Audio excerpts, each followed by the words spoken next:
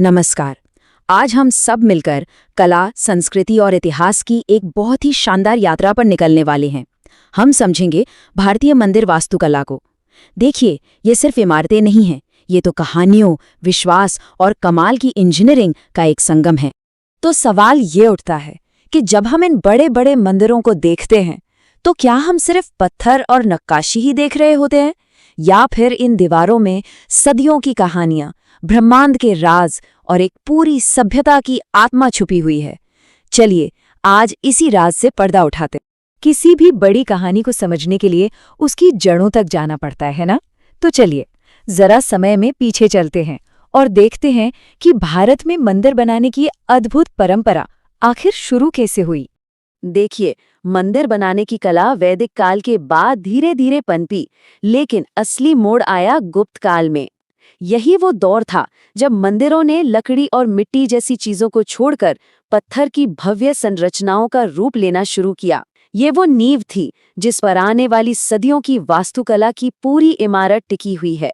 तो हमारी यात्रा का पहला पड़ाव है उत्तर भारत। यहीं पर मंदिर वास्तुकला की सबसे पुरानी और प्रभावशाली शैलियों में से एक नागर शैली ने जन्म लिया था। अच्छा, नागर शैली की पहचान क्या है?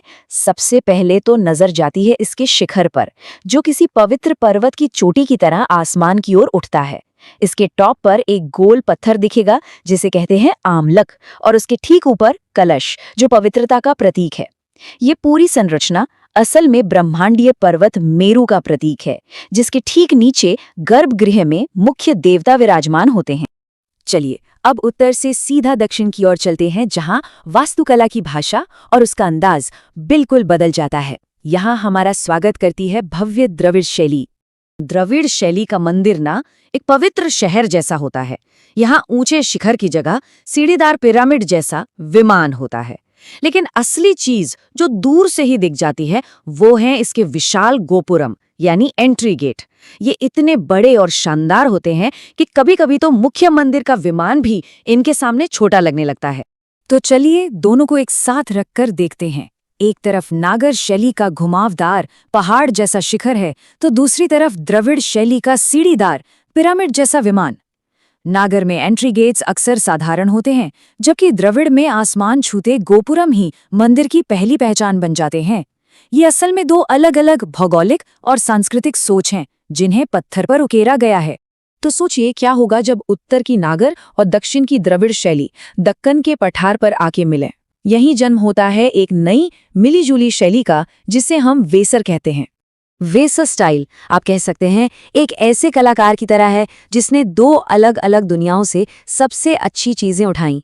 इसने नागर से उसका घुमावदार शिखर ले लिया और द्रविड़ से उसकी सीढ़ीदार संरचना, और फिर दोनों को मिलाकर कुछ बिल्कुल नया और अनोखा बना दिया, जैसा कि हम इन तारे के आकार वाले प्लेटफॉर्म और कमाल की नक्काशी में देख सकते हैं। अब जब हम मुख्य स्टाइल्स को समझ चुके हैं, तो चलिए किसी भी मंदिर के ब्लूप्रिंट को समझते हैं। हर मंदिर के कुछ खास हिस्से होते हैं और इन्हें जानना मंदिर की आत्मा को समझने जैसा है। किसी भी मंदिर के दिल में होता है गर्भगृह, एक छोटा अंधेरा कमरा जहां मुख्य देवता का निवास होता है। ये मंदिर का केंद्र है। इसके ठीक बाहर एक बड़ा हॉल होता है, मंडप, जहां भक्त प्रार्थना के लिए इकट्ठा होते हैं, और इन दोनों को जोड़ता है एक छोटा सा गलियारा, अंतराल। ये वो पूरी बनावट है जो एक भक्त की यात्रा को दिखाती है, बाहरी दुनिया से ईश्वर के सबसे करीब वाले स्थान तक। चलिए अब कुछ सबसे जरूरी बातें फटाफट दोहरा लेते हैं जो इस पूरी कहानी को एक साथ जोड़ती हैं। सबसे पहले याद रखने वाली बात है गुप्त काल। हाँ, यही वो सुनहरा दौर था जब मंदिरों ने अपना स्थायी और कलात्मक रूप लेना शुरू किया। आगे बढ़ते हैं। दक्षिण भारत की भव्यता का प्रतीक विशाल गोपुरम। ये सिर्फ दरवाजे नहीं बल्कि शक्ति और आस्था के प्रतीक हैं। और इसका सबसे बेहतरीन उदाहरण है मदुरै का मीनाक्षी मंदिर, जिसके आसमान छूते गोपुरम द्रविड़ कला की पहचान है।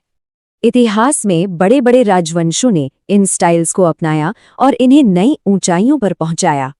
महान चोल शासकों ने द्रविड़ शैली को अपनाया और तंजावुर के विशाल बृहदेश्वर मंदिर जैसे चमत्कार खड़े किए, जो आज भी इंजीनियरिंग का एक अजूबा माना जाता है।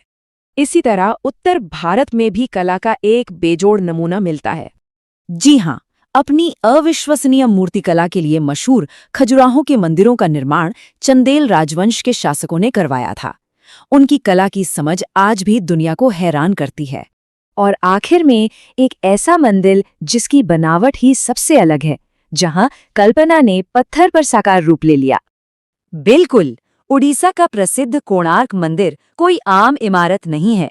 इसे सूर्यदेव के एक विशाल रथ के आकार में बनाया गया है, जिसके पत्थर के पहिए और घोड़े आज भी समय के साथ दौड़ते हुए महसूस होते हैं। तो अंत में बात यह है कि ये मंदिर सिर्फ पत्थर और पूजा की जगहें नहीं हैं।